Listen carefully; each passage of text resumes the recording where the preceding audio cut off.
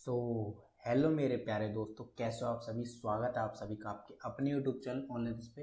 दोस्तों आज की वीडियो में हम आपके साथ में आपके 5th सेमेस्टर के यहाँ पर क्या लिखा है दोस्तों आपके, मैं अगर आपसे बात करूँ आपके पास में, मैं यहाँ पर एक वीडियो लेकर आया हूँ बहुत ही इंटरेस्टिंग। ये आपके 5th सेमेस्टर की इकोनॉमिक्स, यहाँ पर क्या लिखा हुआ है इकोनॉमिक्स की, जो कि आपकी इकोनॉमिक्स कौन सी है, economic develop growth and development. इसके आपके यूनिट फर्स्ट के इंपॉर्टेंट टॉपिक आज की इस वीडियो में हम डिस्कस करने वाले हैं कि कौन से आपके इंपॉर्टेंट टॉपिक रखे गए हैं और किन चीजों को आपको सबसे ज्यादा इस यूनिट में पढ़ना है और कौन कौन से इस यूनिट में इंपॉर्टेंट क्वेश्चन बन सकते हैं। आज की इस वीडियो में मैं कंप्लीट फर्स्ट यूनिट को कंप्लीट करा दूंगा, जिससे आपकी फर्स्ट यूनिट तैयार हो जाएगी। और फर्स्ट यूनिट में जो मैंने आपको थ्योरी में समझा दिया है, जो मैंने आपको पीडीएफ नोट दे दिया, आपको वो पीडीएफ नोट पढ़ने हैं। देन इसके बाद में आपको मिलेंगे 10 ईयर के प्रैक्टिस क्वेश्चन, जिन क्वेश्चन से बाहर आपका पेपर नहीं जाएगा, ये मेरी गारंटी है मेरे प्यारे दोस्तों।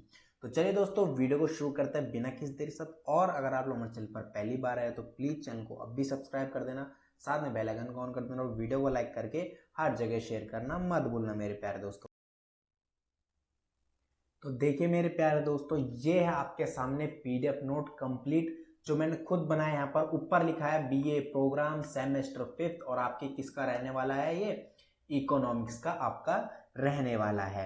ओके मेरे प्यारे दोस्तों, और आपकी ये इकोनॉमिक्स कौन से यहाँ पर बता चाहता हूँ, आपकी इकोनॉमिक्स है डिसिप्लिन स्पेसिफिक इलेक्टिव डिसिप्लिन का आपका कोर्स है। और इस बार जो आपके 5th सेमेस्टर में आपकी डिसिप्लिन में इकोनॉमिक्स रखी गई है, economic development and policy in India, ये आपकी इकोनॉमिक यहाँ पर रखी गई है। ठीक है, आपके टोटल 4 यूनिट इसके अंदर से निकलकर होते हैं तैयार, 4 यूनिट। और आज की इस वीडियो में मैं आपके साथ में आपकी फर्स्ट यूनिट आपको यहाँ पर डिस्कस करने वाला हूँ।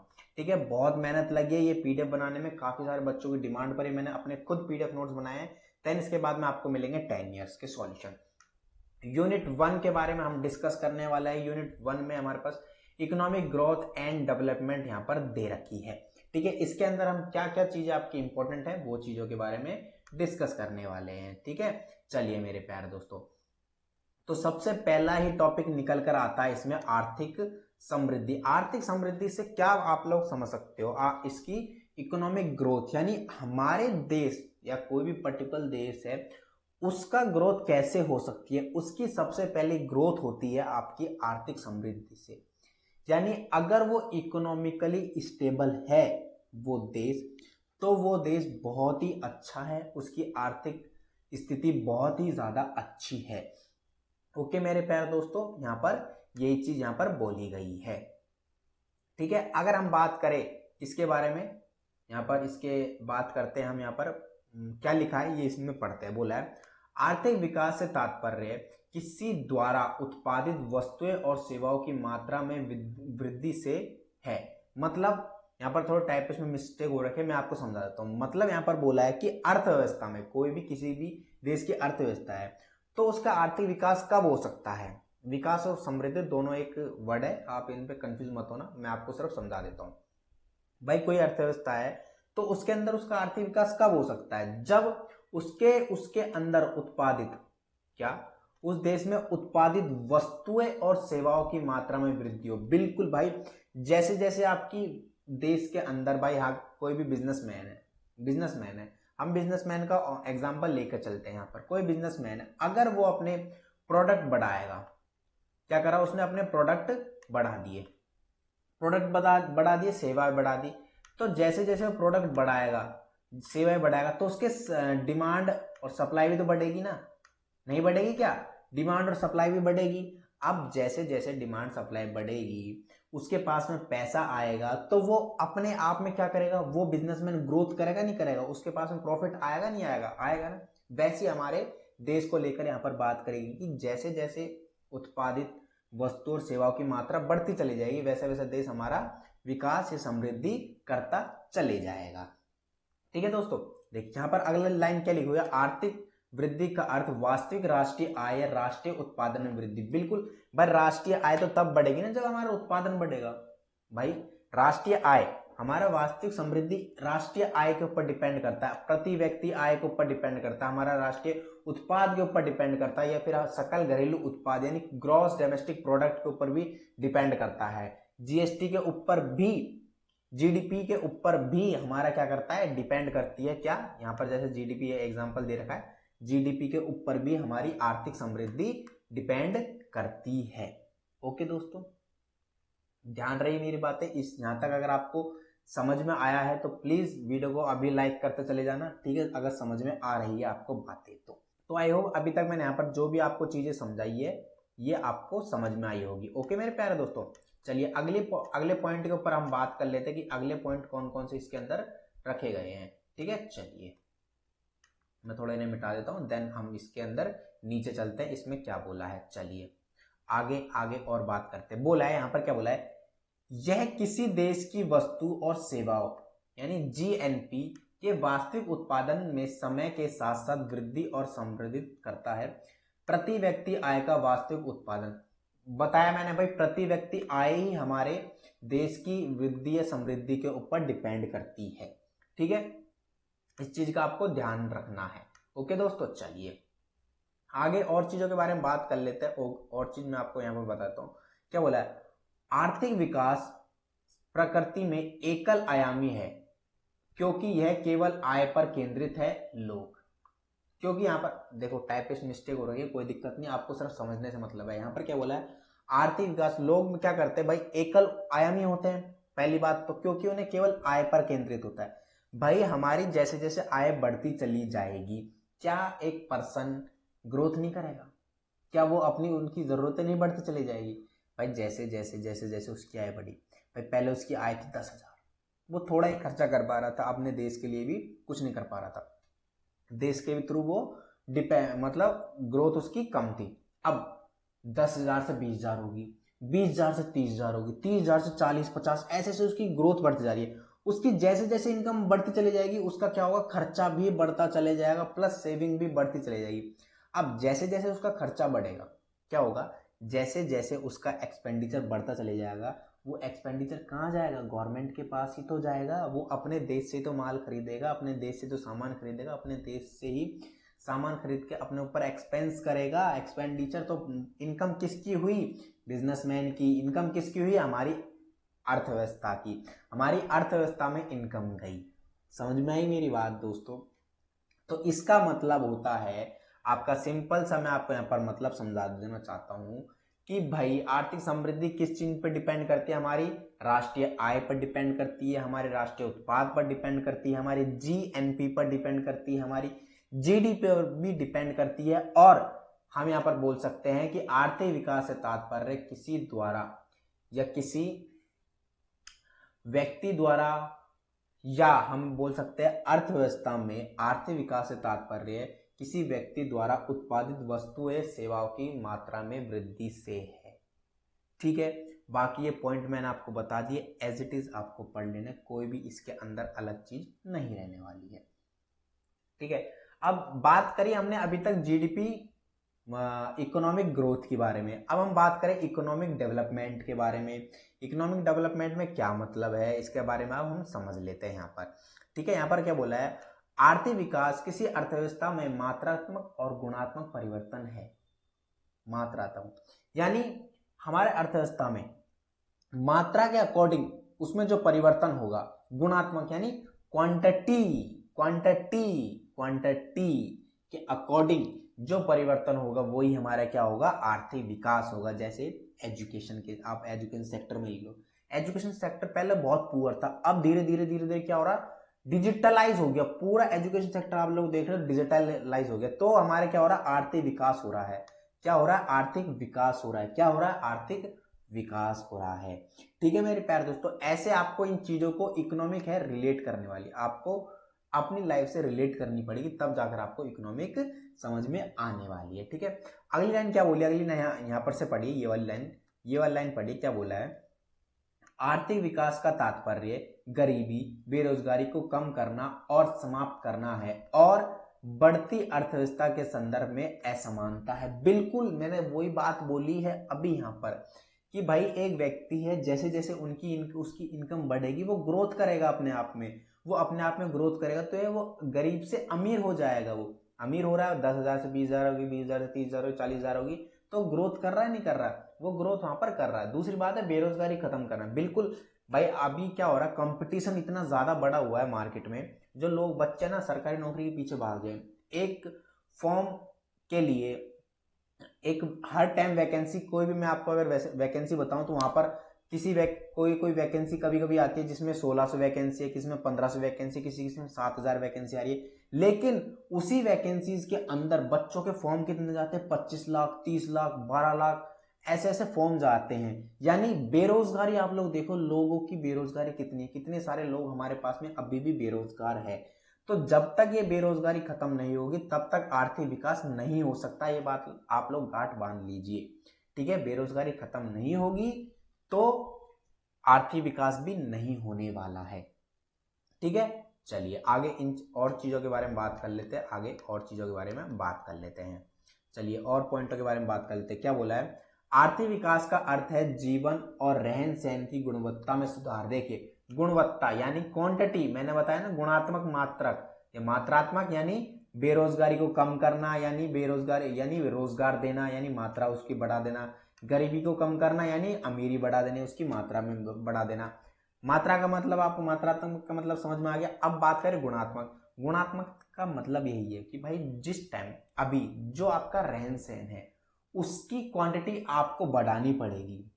क्या करना पड़ेगा, मेहनत मजदूरी करनी पड़ेगी, पढ़ाई लिखाई करनी पड़ेगी, आपको खुद पर मेहनत करनी पड़ेगी, खुद चीजों को सीखना पड़ेगा, पैसा कमाना पड़ेगा, अपनी इनकम बढ़ानी पड़ेगी। तब जाकर क्या होगा, आपका लाइफस्टाइल भी चेंज हो जाएगा, ठीक है। आपका लाइफस्टाइल भी चेंज हो जाएगा। क्या होगा, पहले आप भाई साल में 2 जोड़ी कपड़े खरीद पाते हो, 10,000 की इनकम है आपकी, फिर इनकम बढ़ी, साल में 4 जोड़ी कपड़े खरीद रहे हो, अच्छा खाना भी खाने लग गए, फिर 30,000 इनकम हुई, साल में 8-9 जोड़ी कपड़े खरीद रहे हो, फिर आप रेस्टोरेंट में भी जाने लग गए, बाहर खाना फैमिली के साथ जा रहे हो। 40,000 इनकम होगी, आप लोग बाहर घूमने भी जाने लग गए। 50,000 इनकम होगी, आप लोग इन्वेस्टमेंट भी करने लग गए। इससे क्या होगा, आपके जीवन भी अच्छा होगा और आपका रहन सहन खान पान भी बहुत अच्छा बना रहने वाला है, ठीक है दोस्तों। तो ये चीज आपको धीरे धीरे समझ में आ रही है, ठीक है, या आप बताते चलना। चलिए बाकी अच्छी लग रही है वीडियो, आप लोग से रिक्वेस्ट है कि एंड तक वॉच करते रहे, क्योंकि सारी चीजें मैं आपको यहाँ पर बताने वाला हूं, ठीक है। आर्थिक विकास में वह प्रक्रिया और नीतियां शामिल होती है जिनके द्वारा कोई देश सुधार करता है। कोई देश सुधार होता है, गलत मिस्टेक हो रही है, कोई नहीं, मैं आप लोग समझ लिए, कोई देश सुधार होता है, बिल्कुल। भाई आर्थिक विकास क्या होगा हमारा, भाई आर्थिक विकास तभी हो सकता है जब हम ऐसी कार्य करें, ऐसे कार्य करें, फिर ऐसे सुधार करें जिनसे हमारे देश को लाभ हो, जिनसे वाकई में दूसरे देश वालों को ये लगे कि यार इंडिया तो बहुत तरक्की कर रहा है, इसमें ऐसा हो रहा है, इसमें ऐसा हो रहा है, इसमें लोग इस तरह से अपने देश के लिए प्रति हैं, इस तरह अपने देश के लिए तत्पर है, इस तरह अपने देश के लिए काम कर रहे हैं। तो क्या होगा, उनको प्रक्रिया को हमें शामिल करना पड़ेगा जिनसे जिनके द्वारा किसी देश का सुधार होता है, यानी हमारे देश का, हमारे इंडिया का सुधार हो सके। इन चीजों को आपको देखना पड़ेगा, ठीक है। इकोनॉमिक बहुत आसान सब्जेक्ट है, आप लोगों को सिर्फ कंसेप्ट समझना है, बाकी आप खुद बनाकर भी इनके आंसर लिख सकते हो, ठीक है। अपने लोगों की सामाजिक, आर्थिक और राजनीतिक भलाई, बिल्कुल भाई, जब तक सामाजिक भलाई मतलब समाज में उसको जीने का अधिकार दिया जाए, उसके साथ भेदभाव ना हो, ठीक है। आर्थिक मतलब उसको रोजगार दिया जाए, उसको पैसा कमाने का हक हो, उसको बिजनेस करने का हक हो। राजनीतिक मतलब कोई भी तरीके से उसे पॉलिटिक तरीके से दबाव ना हो। तो मतलब इन तीनों तरीके से उसकी क्या करी जाए, भलाई करी जाए, तो क्या होगा, एक देश का आर्थिक विकास होगा। समझ में आई बात, आर्थिक विकास होगा, ठीक है। यहां पर आप लोग समझते चले जाओ। एक लास्ट लाइन और हम पढ़ लेते हैं, बाकी आपको लिखनी है पूरी लाइन है, ठीक है। क्या बोला, आर्थिक विकास प्रकृति में बहुआयामी है क्योंकि यह आय और आय दोनों पर केंद्रित है, लोगों के जीवन स्तर में सुधार। बिल्कुल सही बात है भाई। देखिए अगर बहुआयामी होता है आर्थिक विकास, भाई आप पर भी डिपेंड करता है, आपके आर्थिक, आपकी आय पर भी डिपेंड करता है, आपके आय दोनों चीजों पर डिपेंड करता है, आपके जीवन स्तर कैसा है ये इस पर भी डिपेंड करता है। एक व्यक्ति की आय, उसके खर्चे, उसका जीवन स्तर कैसा है, ये सब कुछ डिपेंड करता है आर्थिक विकास में। एक व्यक्ति, एक एक व्यक्ति से एक एक ग्रुप बनता है पूरा, ठीक है दोस्तों, एक एक व्यक्ति से एक एक ग्रुप बनता है और कई सारे ग्रुपों से एक राज्य बनता है और कई सारे राज्य से एक देश बनता है, ठीक है। और उसी देश के अंदर काफी सारे लोग रहते हैं, करोड़ों की जनसंख्या होती है और हर एक व्यक्ति का योगदान हमारे देश के आर्थिक विकास में सहायक होता है। ये बात आप लोग ध्यान में रखना। ओके दोस्तों, चलिए आगे और चीजों के बारे में बात कर लेते हैं। अब बात कर लेते हैं पूरा 8 से 9 मार्क्स का पक्का क्वेश्चन पूछा जाएगा। क्या कह रहा हूं, 8 से 7.5 मार्क्स का। क्या कह रहा हूं मैं यहाँ पर, 8 से आपका 7.5 मार्क्स का एक क्वेश्चन बनकर तैयार होगा पक्का। वो ये क्वेश्चन है, कौन सा, एक डिफरेंस जरूर पूछा जाएगा आपसे। आपको डिफरेंस पता होना चाहिए कि डिफरेंस क्या पता होना चाहिए कि आर्थिक समृद्धि और आर्थिक विकास में क्या फर्क होता है। ये फर्क आपको पता होना जरूरी है मेरे प्यारे दोस्तों, ठीक है। चलिए हम जान लेते हैं। यहाँ पर बोला है आर्थिक विकास ही सकारात्मक परिवर्तन है अर्थव्यवस्था के संकेतक में। यहाँ पर थोड़ी टाइपिंग मिस्टेक हो रखी है, कोई दिक्कत नहीं है, मैं आपको समझाता हूँ। आर्थिक विकास ही सकारात्मक परिवर्तन है, मतलब क्या है भाई, आपके जीवन स्तर में एक अर्थव्यवस्था के अंदर अगर आप लोग पॉजिटिव चेंज लाते हो तो उसका मतलब है आपकी इकोनॉमिक ग्रोथ हो रही है, ठीक है। अब आर्थिक विकास मात्रात्मक और अर्थव्यवस्था में गुणात्मक परिवर्तन है। जैसे यहां पर आप लोगों ने समझा था, अभी मात्रात्मक और गुणात्मक समझा था, यानी किसी चीज की मात्रा को बढ़ा देना। जैसे गरीबी की मात्रा को हमें कम करना है हर समय, बेरोजगारी की मात्रा को हमें हर समय कम करना है, और हमें रोजगार की मात्रा को बढ़ाना है, जीवन में अच्छे स्तर को बढ़ाना है, उन लोगों को आय के सोर्स प्रोवाइड करवाने हैं, तो उसकी मात्रा में हमें बढ़ाना है। तो यहाँ पर ये मतलब होता है विकास का, और ये मतलब है आर्थिक समृद्धि का। आर्थिक समृद्धि का सिंपल सा मतलब होता है सकारात्मक परिवर्तन, और आर्थिक विकास का सिंपल सा मतलब होता है मात्रात्मक और गुणात्मक परिवर्तन एक अर्थव्यवस्था के अंदर, ठीक है। और मात्रात्मक और गुणात्मकता का मतलब मैंने आपको समझा दिया है कि आपके जीवन स्तर में वृद्धि हो, आपका रहन सहन अच्छा हो, वो क्या होगा, आपका गुणात्मक, यानी क्वांटिटी अच्छी हो। दूसरा मात्रात्मक, यानी आपकी गरीबी रेखा डाउन हो और अमीरी रेखा बढ़ जाए, बेरोजगारी रेखा डाउन हो और रोजगारी रेखा बढ़ जाए, ठीक है। तो ये चीज होता है, यही चीज यहां पर अगली लाइन में यहां पर बताया हुआ है, ठीक है, ध्यान रखना। चलिए आगे और चीजों के बारे में बात कर लेते हैं हम। चलिए मेरे प्यारे दोस्तों, बाकी मजा आ रहा है, अच्छा लग रहा है पढ़ने में तो लाइक करते चले और सब्सक्राइब जरूर करें चैनल को, और शेयर करते जरूर चले मेरे प्यारे दोस्तों। चलिए अगला पॉइंट क्या बोला, आर्थिक समृद्धि का अर्थ वास्तविक में वृद्धि है राष्ट्रीय आय और राष्ट्रीय उत्पादन। देखिए यहाँ पर मिस्टेक ये है कि कोई वर्ड आगे पीछे उल्टा पुल्टा लिखा हुआ है, बट मैं आपको समझाते चल रहा हूं, अगली पीडीएफ आपको ऐसी नहीं मिलेगी, ठीक है भाई। राष्ट्रीय वृद्धि, आर्थिक वृद्धि मतलब समृद्धि, वृद्धि समृद्धि एक ही बात है, का वास्तविक मतलब यही है भाई, राष्ट्रीय आय में वृद्धि होना। आपको अभी मैंने समझाया, यहाँ पर राष्ट्रीय वृद्धि मैंने आपको अभी समझाया, जीडीपी, राष्ट्रीय आय, राष्ट्रीय उत्पादन, अगर ये बढ़ेगा तब जाकर आपकी समृद्धि होगी, आपके देश की, आपकी आर्थिक समृद्धि होगी, ठीक है। वैसे ही थोड़ा सा डिफरेंट यहां पर आर्थिक विकास में क्या है, आर्थिक विकास का अर्थ है सुधार, मतलब सुधार के जीवन की गुणवत्ता और जीवन के स्तर, साक्षरता, जीवन प्रत्याशा और स्वास्थ्य में के उपाय देखभाल में सुधार, उपाय देखभाल में सुधार। बिल्कुल विकास कब हो सकता है भाई, आप अपना खुद लेकर चलो,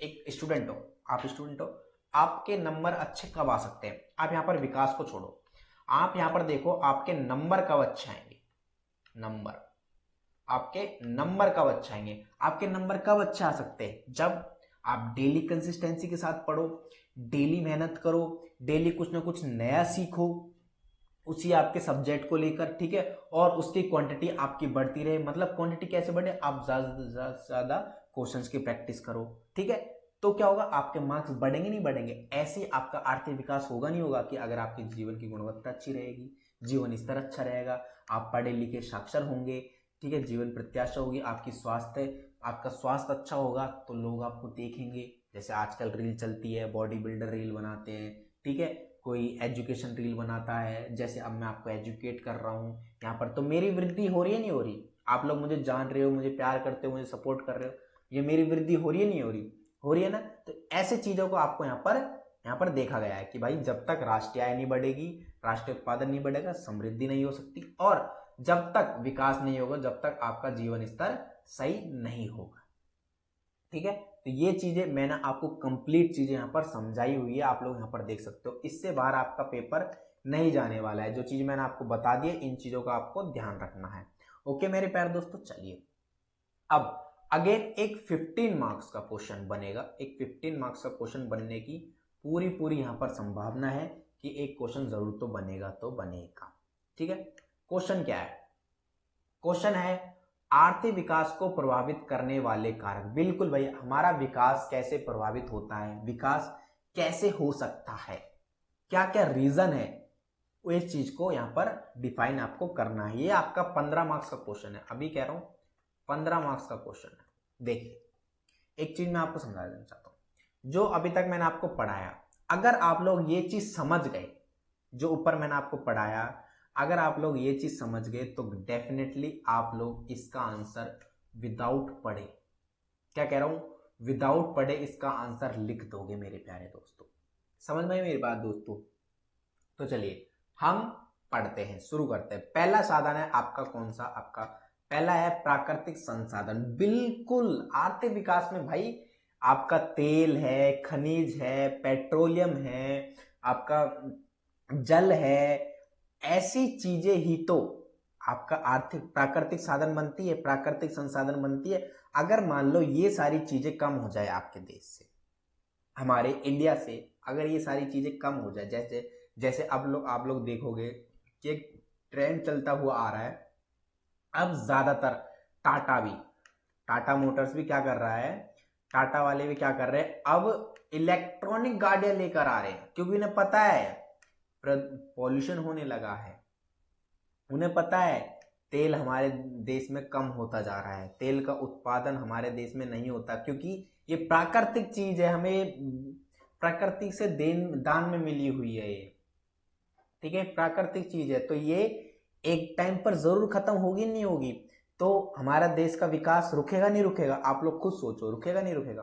तब यहाँ पर टाटा मोटर्स क्या कर रहा है, इलेक्ट्रॉनिक कार्स लेकर आ रहा है, इलेक्ट्रॉनिक बाइक्स लेके आ रहा है, ताकि ये चीजें हमारी सेफ रहे, ताकि ये इन चीजों का स्टॉक रहे हमारे पास में, क्योंकि ये चीजें नहीं है तो मतलब हम प्राकृतिक तरीके से ग्रोथ नहीं कर रहे हैं। ठीक है, तो इसमें क्या लिखा है पढ़ते हैं। बोला है तेल या खनिज जैसे प्राकृतिक संसाधन की खोज से आर्थिक विकास को बढ़ावा मिल सकता है। बिल्कुल मिल सकता है, जैसा भी मैंने आपको बताया, क्योंकि यह देश की उत्पादन संभावना वक्र में बदलाव या वृद्धि करता है। बिल्कुल उत्पादन संभावना में वृद्धि करता ही करता है, ये बिल्कुल करता है। अन्य साधनों में भूमि, जल, वन और प्राकृतिक गैस शामिल होती है। बिल्कुल भाई, बहुत सी चीजें ऐसी है, देखो बहुत से माल ऐसे होते हैं, बहुत से प्रोडक्ट ऐसे होते हैं जिसके अंदर भाई तेल भी जरूरत पड़ती है, जिसके अंदर हमें लैंड भी चाहिए होता है, जिसके अंदर हमें जल भी चाहिए होता है, जिसके अंदर हमें कभी कभी पेड़ भी काटने पड़ जाते हैं। पेड़ कब काटने पड़ते हैं? हमें बुक्स बनाने के लिए, हमें बुक्स, बच्चों के लिए नोटबुक बना रहे हैं, बच्चों के लिए बुक बना रहे हैं, उनके लिए क्या काटना पड़ जाता है? हमें पेड़ भी काटने पड़ जाते हैं दोस्तों। ठीक है, प्राकृतिक गैस, उनकी भी जरूरत पड़ जाती है। तो जैसे जैसे ये कम होगा, क्या हमारा देश का विकास नहीं रुक जाएगा? क्या हमारा देश विकासशील कहलाएगा, विकसित कहलाएगा? नहीं कहलाएगा दोस्तों, बिल्कुल नहीं कहलाएगा। इन चीजों का आपको यहाँ पर ध्यान रखना है, इन चीजों को आपको समझना है। तो जितने ज्यादा हो सके मैं आपसे कह रहा हूँ पेड़ लगाया करो, जितने ज्यादा हो सके। आपको पानी वेस्ट नहीं करना है, इलेक्ट्रिक भी आपको वेस्ट नहीं करनी है। आपको जरूरत है तब आप लोग लाइट जलाइए, पंखा जलाइए, अगर जरूरत नहीं है तो आप लोग बंद कर दीजिए। माना आपके पास में पैसा है, आप लोग सब कुछ खरीद सकते हो, लेकिन हमें प्रकृति की रक्षा करनी चाहिए। ओके मेरे प्यारे दोस्तों, चलिए आगे बढ़ते हैं। बोला वास्तविक रूप से किसी देश में प्राकृतिक संसाधनों की संख्या में वृद्धि करना असंभव नहीं तो कठिन अवश्य है। बिल्कुल भाई, हम प्राकृतिक संसाधन है, हम इनकी वृद्धि करना असंभव तो नहीं है, लेकिन कठिन भी बहुत है, बहुत कठिन है। क्योंकि जैसे कि आप लोग देखते हो आजकल घर बनाने के लिए भी लोग पेड़ काटने लगे, जंगल ही नहीं बचे हैं, जंगल ही नहीं बचे हैं। तो क्या होगा, अगर भाई हम यहाँ पर 4 पेड़ काट रहे हैं ना एक दिन में, तो हमें 10 पेड़ लगाने भी चाहिए। ये बात ध्यान रखना। स्कूलों में छोटे छोटे बच्चों को ये चीज सिखाई जाती है, प्रकृति से जुड़े रहो। अगर आप लोग घर बनाने के लिए एक जगह पर 10 पेड़ लगे हैं 10, और आपने 10 पेड़ काट दिए ना, तो आपको 20 पेड़ लगाने पड़ेंगे कहीं ना कहीं। ये बात ध्यान रखना आप लोग, वरना ऑक्सीजन भी खत्म होगा दोस्तों। ये चीज तो आप लोग जानती हो कि ऑक्सीजन हमें पेड़ पौधों से मिलता है, ठीक है। हम लोग कार्बन डाइऑक्साइड छोड़ते हैं और ऑक्सीजन लेते हैं, ठीक है। आगे बढ़िए, आगे क्या बोला है। देशों को दुर्लभ प्राकृतिक संसाधनों की कमी से बचने के लिए आपूर्ति और मांग को संतुलित करने का ध्यान रखना चाहिए। बेहतर भूमि प्रबंधन से भूमि की गुणवत्ता में सुधार हो सकता है और आर्थिक विकास में योगदान हो सकता है। बहुत ही बेहतरीन बात कही गई है यहाँ पर देखिए, बहुत ही बेहतरीन बात कही गई है। क्या बोला है, बेहतर भूमि प्रबंधन से भूमि की गुणवत्ता में सुधार हो सकता है। यानी भाई अगर कोई सोचता है कि यार ये भूमि तो बंजर है, ये भूमि तो बंजर जमीन है, यहाँ पर कहाँ हमारा घर टिक पाएगा, या कहाँ पर यहाँ पर कहाँ हमारी खेती हो पाएगी। लेकिन यहाँ पर बोला क्या गया है कि भाई उस चीज को नकारते हुए, उस चीज को नकारते हुए आपको उस भूमि को, जो आपने लैंड ऑलरेडी ले रखी है या ऑलरेडी आप उसे यूज कर रहे हो, उसकी क्वांटिटी में, आपको उसकी क्वांटिटी में सुधार करना चाहिए। आपको उसकी क्वांटिटी में सुधार करना चाहिए, जिससे आर्थिक योगदान भी बना रहेगा और बाकी भूमियों के लिए पेड़ भी नहीं काटने पड़ेंगे। समझ में आई बात। तो ऐसे आपको बिल्कुल डीप पढ़ना पड़ेगा हर चीज के लिए, और अपने देश के लिए योगदान करना पड़ेगा। जैसे यहाँ पर एक एग्जाम्पल दिया हुआ है, एग्जाम्पल देखिए, एग्जाम्पल भी लिया है। उदाहरण के लिए सऊदी अरब की अर्थव्यवस्था ऐतिहासिक रूप से उनके तेल भंडार पर निर्भर है रही है। बिल्कुल आप लोग जानते हो दुबई, यूनाइटेड अरब अमीरात, दुबई क्यों इतना पैसे वाला है? बिकॉज तेल का उत्पादन, तेल का उत्पादन करते हैं वो लोग, ठीक है। तेल की खदानें हैं उनके पास में, इसलिए दुबई इतना अमीर है, ठीक है।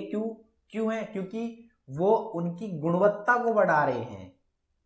बचत तो वो भी करते हैं, ठीक है। सेविंग दोस्तों, सेविंग तो आजकल हर कोई करता है, ठीक है। सेविंग आजकल हर कोई करता है, लेकिन बहुत से लोग क्वांटिटी बढ़ाते हैं, क्योंकि जैसे जैसे क्वांटिटी बढ़ेगी आपकी सेविंग भी बढ़ती चली जाएगी। ध्यान रखना इस बात का, ठीक है। चलिए, ये एक पॉइंट कंप्लीट हुआ। देख लो मैं आपको कितनी लगन और मेहनत से, बहुत ईमानदारी से पूरी चीजें पढ़ा रहा हूँ। तो आप लोगों से रिक्वेस्ट है, पूरी ईमानदारी से वीडियो को लाइक करते चलना, पूरी ईमानदारी से शेयर करते चलना, क्योंकि बहुत टाइम लगता है, छोटी मोटी चीज नहीं है दोस्तों ये, ठीक है। ध्यान रखना। अगला है भौतिक पूंजी या अवसंरचना, इसके बारे में जान लेते हैं। क्या बोला है? भौतिक पूंजी जैसे कारखाने, मशीनरी और सड़कों में निवेश में वृद्धि से आर्थिक गतिविधियों की लागत कम होगी। हाँ, बिल्कुल सही बात है भाई। कोई कारखाना है, आप क्या सोचते हो, यार ये कारखाना पुराना हो गया, नया डालते हैं, नया ऑफिस खरीदते हैं। वही बात, ऑफिस बनाने के लिए चेयर चाहिए, ठीक है, लाइट चाहिए। देखो बिजली का उत्पादन वहां पर कम होगा, फिर वही वाली बात, बिजली आपकी वहां पर लगेगी। चेयर बनाने के लिए लकड़ियां जाएगी, गद्दे जाएंगे, बहुत सारी चीजें आपको वहां पर इन्वेस्ट करनी पड़ेगी। एक आपका कारखाना खोलने के लिए, आपको नया ऑफिस बनाने के लिए गतिविधियां में लागत में कम होगी नहीं होगी? उनकी आर्थिक चीजें, हमारी प्राकृतिक चीजें कम होगी नहीं होगी? भौतिक पूंजी कम होगी नहीं होगी? होगी ना। आर्थिक विकास कम होगा नहीं होगा? होगा। ऐसी मशीनरी है। अब मशीन कोई खराब हो जाए तो उसको बेच देने से अच्छा है, उसको छोड़ देने से अच्छा उसमें उसकी गुणवत्ता में बढ़ाई जाए, उसकी गुणवत्ता अच्छी करी जाए, ठीक है। सड़कों में निवेश किया जाए, सड़कें अच्छी बनाई जाए। आर्थिक वृद्धि नहीं होगी क्या? आर्थिक वृद्धि भाई, कितनी अच्छी सड़क है, लोग चलेंगे, बाहर से लोग घूमने आते हैं, टूरिस्ट आता है। क्या हमारे देश में अभी इंडिया में टूरिस्ट नहीं आते? काफ़ी जगह आते हैं, दिल्ली में आते हैं, जयपुर में आते हैं, ठीक है, काफ़ी जगह टूरिस्ट आते हैं। क्यों? क्योंकि हमारे देश में इंफ्रास्ट्रक्चर ही इतना अच्छा है। काफ़ी जगह तो सड़कें ऐसी टूटी पड़ी, लेकिन काफ़ी जगह सड़कें आए हाय मक्खन जैसी होती है, बिल्कुल, ठीक है। ऐसी चीज़ों पर आपको निवेश करना है। तो निवेश करोगे तो क्या होगा? हमारी आर्थिक गतिविधियों की लागत में कमी आएगी। बिल्कुल हमें इन चीज़ों पर ज़्यादा ज़्यादा मेहनत नहीं करनी पड़ेगी, सिंपल सी बात है। तो ये चीज़ आपको यहाँ पर इसी चीज़ में भौतिक पूंजी में यही चीज़ बताई गई है, ठीक है। आप लोग यहाँ पर इसे पढ़ो आराम से, कोई प्रॉब्लम नहीं है। बहुत ही इंपॉर्टेंट पॉइंट है जनसंख्या या श्रम। देखो ये आपको 3 नंबर में, 2 नंबर में, ऑप्शनल्स में सिर्फ एक इसको मतलब इस पर टिप्पणी कीजिए, एक पैराग्राफ में लिखा भी जा सकता है। तो मैं आपको शॉर्ट में समझा रहा हूँ, बाकी समझ में आपको आ जाएगा।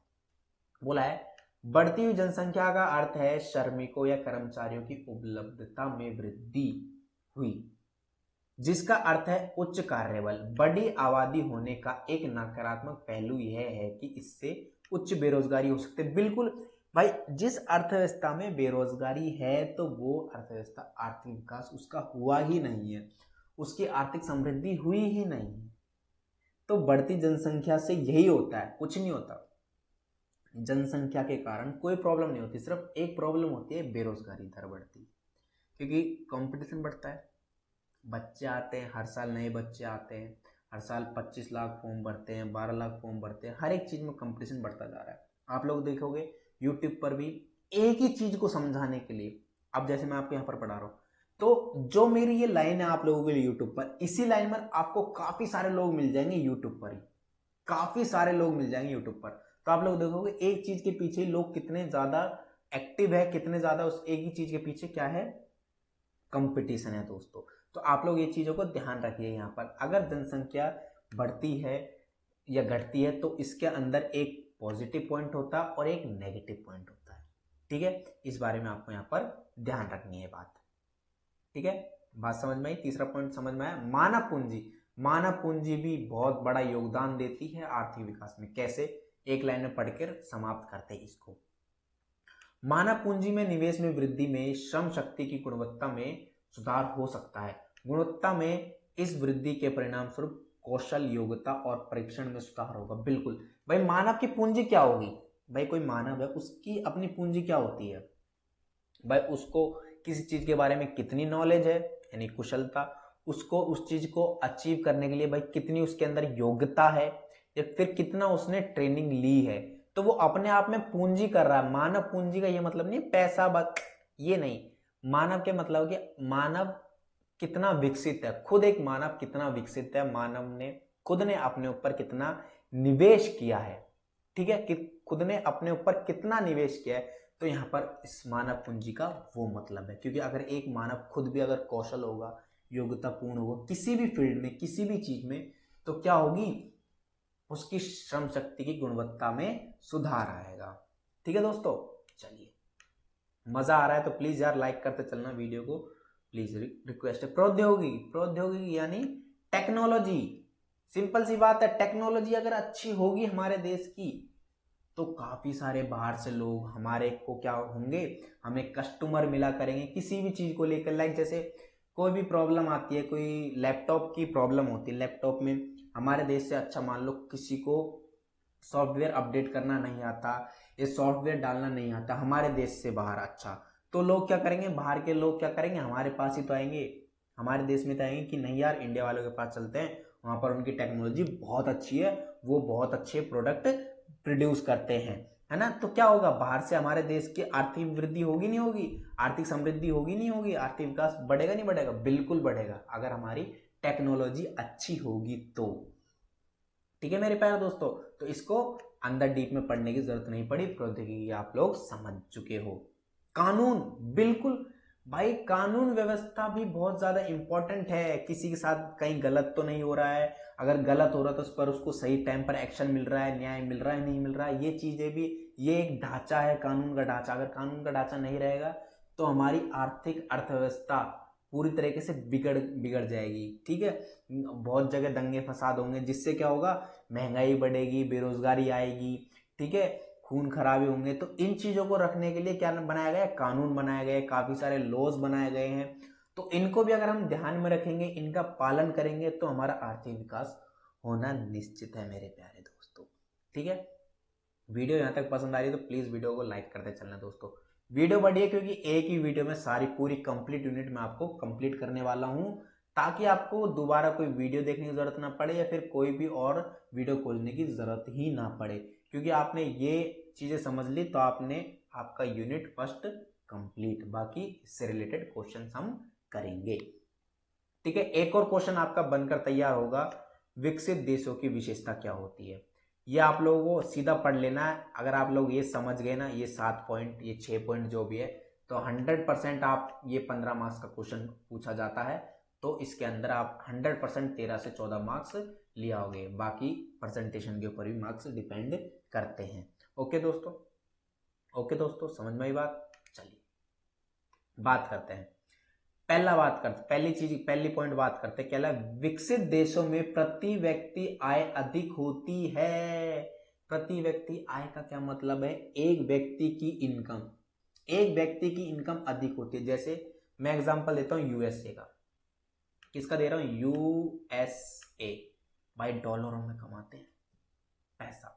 एक व्यक्ति वहां पर कम से कम एक व्यक्ति, अगर मंथ का अगर मैं ऑन एन एवरेज लेके चलूं तो हर एक व्यक्ति 70,000 से ज्यादा रुपए तो कमाता ही कमाता है। ऑन एन एवरेज बता रहा हूं 70,000। तो यहाँ पर एक कॉल सेंटर्स होते हैं ना, कॉल सेंटर, जो आजकल के स्टूडेंट अपने 12th क्लास पास आउट करते हैं, कॉल सेंटर में काम करने लग जाते हैं, 8,000 रुपये मिलते हैं उन्हें, 8,000 रुपये। ठीक है, और फिर ज्यादा जो डेटा एंट्री ऑपरेटर होते हैं ना, उन्हें 10,000 रुपये दिए जाते हैं। कितने दिए जाते हैं, 10,000 रुपये। ठीक है, बाकी जो अकाउंटेंट होते हैं, जो फ्रेशर्स अकाउंटेंट होते हैं ना, उन्हें 15,000 रुपये दिए जाते हैं। आप लोग देखो, क्या प्रति व्यक्ति आय अच्छी है, बिल्कुल नहीं है। तो ये कैसे सुधरेगी, जब आपके अंदर योग्यता होगी, जब आप ट्रेंड होंगे, जब आप कुशल होंगे, सारी चीजें आपके पास में होगी, तब जाकर आपकी सैलरी भी बढ़ेगी, आपके जीवन स्तर भी अच्छा होगा। ठीक है, ये सारी चीजें आपको यहाँ पर समझ में आ गई होगी। ठीक है मेरे प्यारे दोस्तों, अगला पॉइंट क्या बोला, विकसित देशों में आमतौर पर उच्च जीवन स्तर होता है। बिल्कुल, अमेरिका के लोग, कितनी अच्छी सोच होती है उनकी यार, कितने ज्यादा डेवलप होते हैं वो, आप लोग देख सकते हो। यूएसए में क्या लोगों की सोच अच्छी नहीं है, क्या हमारे देश में लोगों की सोच अच्छी नहीं है, बट काफी एरिया ऐसे हैं जहां पर लोगों की सोच अभी भी बहुत बेकार है, अभी भी हमारी बहन बेटियों के साथ में गलत होता आता है। तो यहाँ पर क्या है, जीवन स्तर डाउन नहीं है, क्या लोगों की सोच बेकार नहीं है, लोगों की सोच बेकार होगी तो क्या देश विकसित कर पाएगा, विकसित नहीं कर पाएगा देश। तो यहाँ पर ये चीज आपने समझी कि भाई अगर जीवन स्तर हमारा अच्छा नहीं है ना, क्या कह रहा हूं मैं, जीवन स्तर अगर हमारा अच्छा नहीं है तो हमारा आर्थिक विकास नहीं हो सकता है। ठीक है, अगला पॉइंट क्या बोला, विकसित देशों में अच्छी तरह से शिक्षित आबादी रहती है। बिल्कुल, शिक्षित आबादी ही तो बहुत सबसे बेस्ट होती है, शिक्षित आबादी। जहां पर शिक्षित आबादी है वहां पर शिक्षित सब कुछ होगा, आपकी सोच भी अच्छी मिलेगी। जैसे मैं बात करूं हमारे देश के अंदर केरल, बहुत अच्छा स्टेट, बहुत अच्छी सिटी है केरल, क्योंकि सारे लोग एजुकेटेड है। वहाँ के लोगों से आप लोग जाकर मिलो, बहुत एजुकेटेड लोग हैं। कौन से, केरल के लोग। ठीक है, विकसित देशों में जनसंख्या कम होती है। बिल्कुल, जनसंख्या कम होती है। हमारी जनसंख्या यहाँ इस टाइम कितनी हो गई आपको पता है, 140 करोड़ प्लस जनसंख्या है।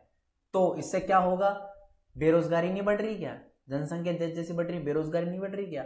एक टाइम ऐसा आएगा जहां पर हमारा देश सबसे ज्यादा जनसंख्या वाला देश होगा और हमारी जीडीपी भी बहुत अच्छी होगी। लेकिन उस टाइम पर वो दिन, अच्छे दिन आने वाले, टेंशन मत लो। ठीक है, चलिए आगे बात करते हैं। 2 पॉइंट और रह गए, देन हमारे पीडीएफ खत्म। बोला है विकासशील देशों की तुलना में विकसित देशों में बेरोजगारी दर कम होती है। देखिए एक चीज यहां पर समझा, विकासशील और विकसित।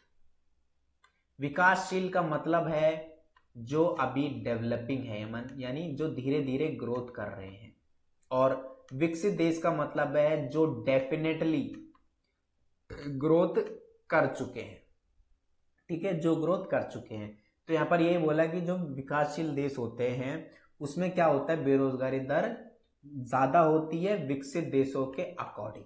ठीक है, तो आपको मैं बता दूं हमारा इंडिया कौन सा देश है, विकासशील देश है, विकसित नहीं, विकासशील देश है। ये बात ध्यान रखना आप लोग। ठीक है, कोई भी आपसे पूछे हमारा इंडिया कैसा देश है, विकासशील देश है, यानी धीरे धीरे इसका विकसित हो रहा है, धीरे धीरे लोग एजुकेटेड हो रहे हैं, धीरे धीरे लोग अपनी जीवन स्तर में वृद्धि कर रहे हैं।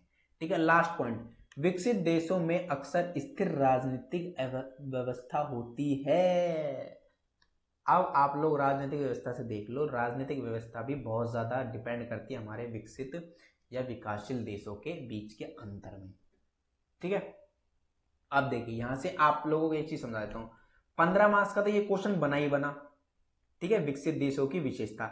लेकिन इन पॉइंटों के साथ में आप लोग 8.5 मार्क्स का, क्या कह रहा हूं, 8.5 मार्क्स का क्वेश्चन भी बन गया। क्या? विकसित और विकासशील देशों में अंतर। इन्हीं पॉइंटों को समझा देना, आपका आंसर बनकर तैयार हो जाएगा। ओके मेरे प्यारे दोस्तों।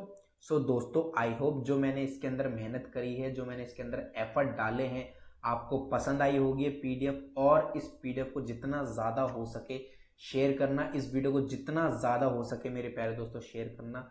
बहुत मेहनत लगी है पीडीएफ बनाने में, कंप्लीट मैंने आपके साथ में एक एक चीज़ें यहाँ पर पीडीएफ बनाई है। इंपॉर्टेंट टॉपिक्स आपको यहाँ पर समझाए हैं, इंपॉर्टेंट चीज़ें से बाहर मैंने आपको और कुछ नहीं समझाया इस पूरी वीडियो के अंदर। ठीक है, ओके मेरे प्यारे दोस्तों। तो आई होप वीडियो आपको अच्छी लगी है, और वीडियो अच्छी लगी तो प्लीज़ वीडियो को लाइक करना मत भूलना, और टेलीग्राम चैनल को ज्वाइन कर लेना, क्योंकि ये पीडीएफ आपको टेलीग्राम चैनल पर ही मिलेगी। लिंक मैं डिस्क्रिप्शन बॉक्स में दे चुका हूँ। बाकी अगर कोई भी डाउट आता है तो आप लोग इंस्टाग्राम पर मैसेज कर सकते हो, URL मैंने डिस्क्रिप्शन बॉक्स में दे दिया है। मिलता हूँ बहुत जल्द नेक्स्ट वीडियो से, तब तक के लिए धन्यवाद।